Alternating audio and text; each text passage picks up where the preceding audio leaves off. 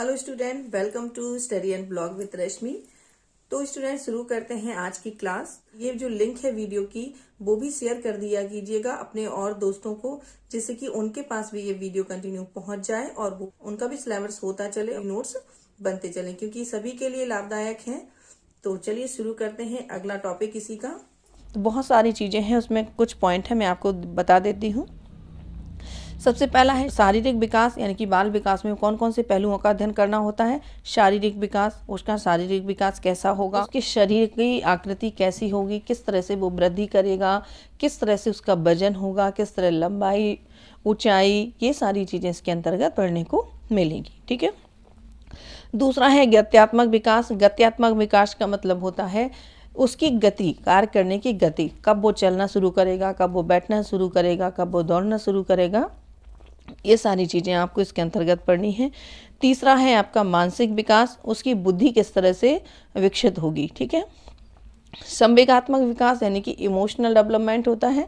संवेग किस तरह से, उसमें क्रोध, ईर्ष्या, बहुत सारे संवेग होते हैं। पहला पॉइंट आया है आप लोगों का संवेग का, तो बहुत सारे बच्चों को कन्फ्यूज़न हो रही होगी संवेग क्या होते हैं।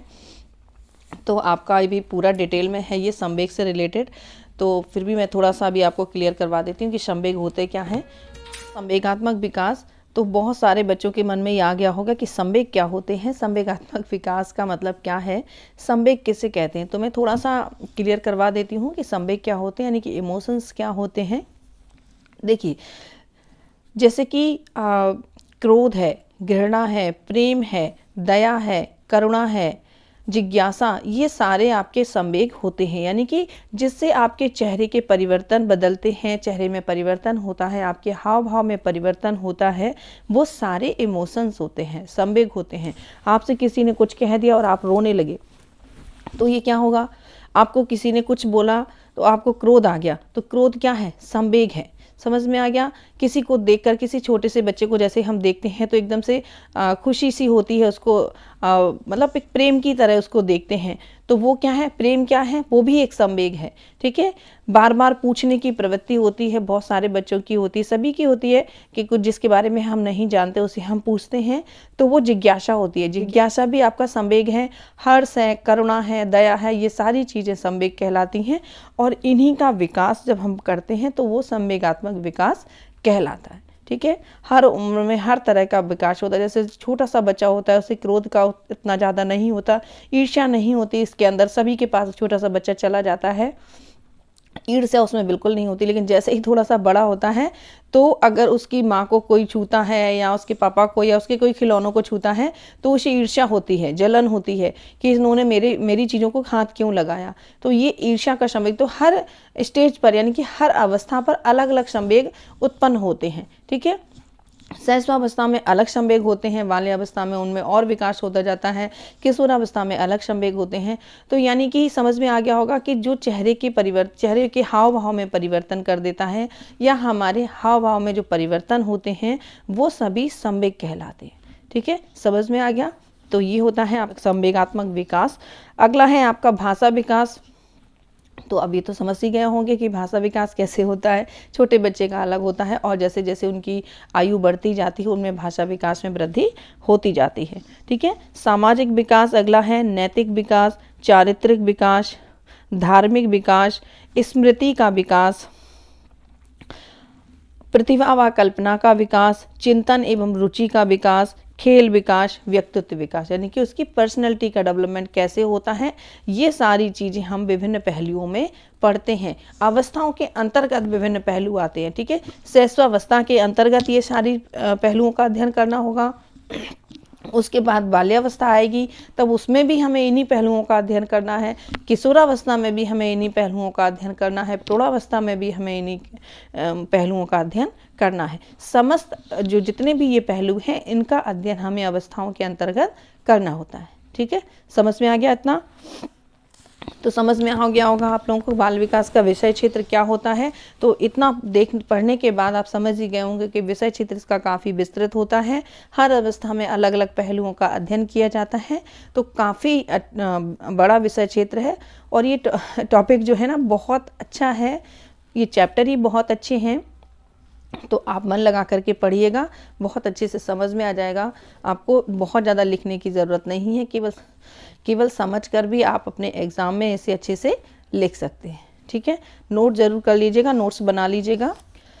बाल विकास का जब हम अध्ययन करते हैं तो बाल विकास का मुख्य उद्देश्य होता है बालक के विकास व व्यवहार से संबंधित भविष्यवाणी करना। जब हम बालक का अध्ययन करते हैं तो हम ये भविष्यवाणी कर सकते हैं कि ये इसका व्यवहार कैसा है और इसका विकास किस गति से हो रहा है, यानी कि विकास उसका कैसा हो रहा है। चलिए, तो पहला समझ में आ गया आपको भविष्यवाणी कि हम बाल अध्ययन से ये भविष्यवाणी कर सकते हैं बच्चे के संबंध में कि उसका व्यवहार कैसा होगा और उसका शारीरिक विकास, मानसिक विकास किस तरह का होगा। ठीक है, चलिए दूसरा है मार्गदर्शन, यानी कि बालक के जो माता पिता होते हैं, अभिभावक होते हैं, वो बालकों को उचित दिशा निर्देश देने के लिए उन्हें मार्गोपदेशन की आवश्यकता पड़ती है। जैसे कि मान लीजिए माता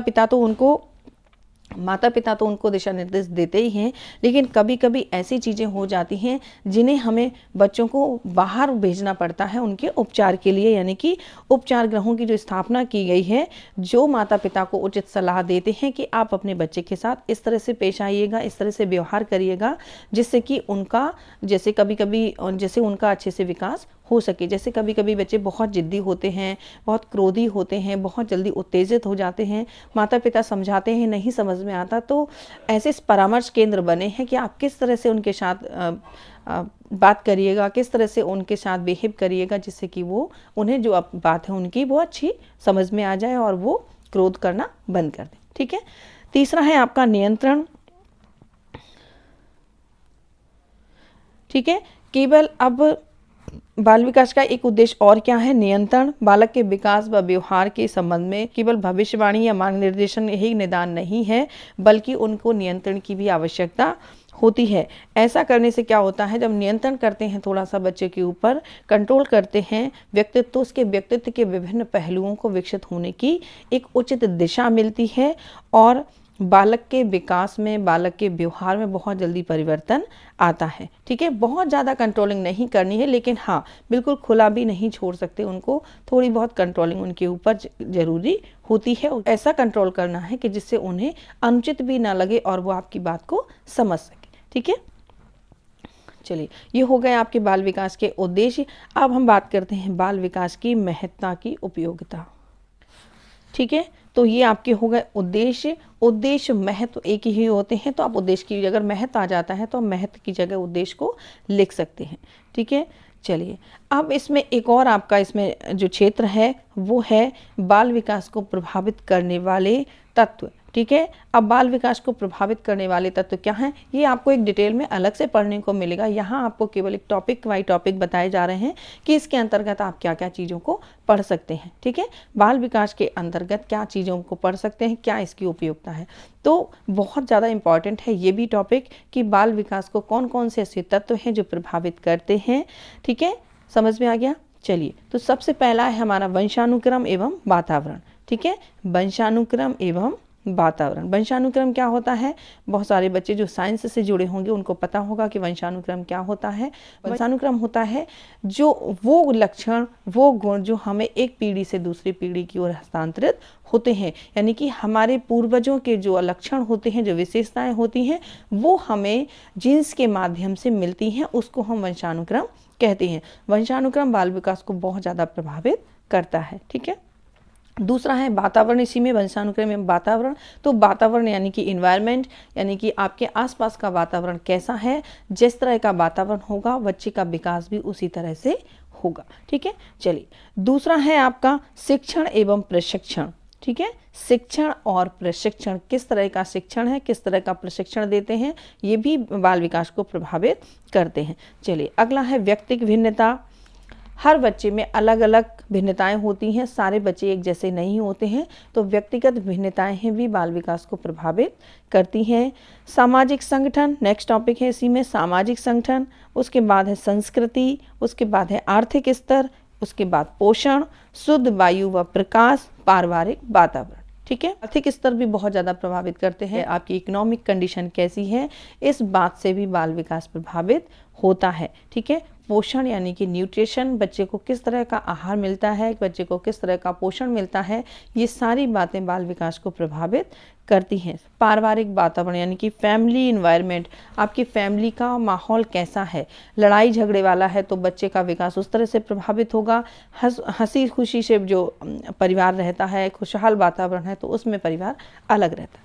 ठीक है, ये बहुत सारी चीज़ें होती हैं जो बाल विकास को प्रभावित करती हैं। ठीक है, अगला है इसमें बालक की विभिन्न असमानताओं का अध्ययन। ठीक है, समानताओं का अध्ययन और असमानताओं का अध्ययन। समानता का अध्ययन, समानता क्या होती है, जो नॉर्मल बच्चे होते हैं। ठीक है, जैसे 6 महीने में दांतों का निकलना होता तो सभी बच्चों का 6 महीने में दांतों का निकलना होगा।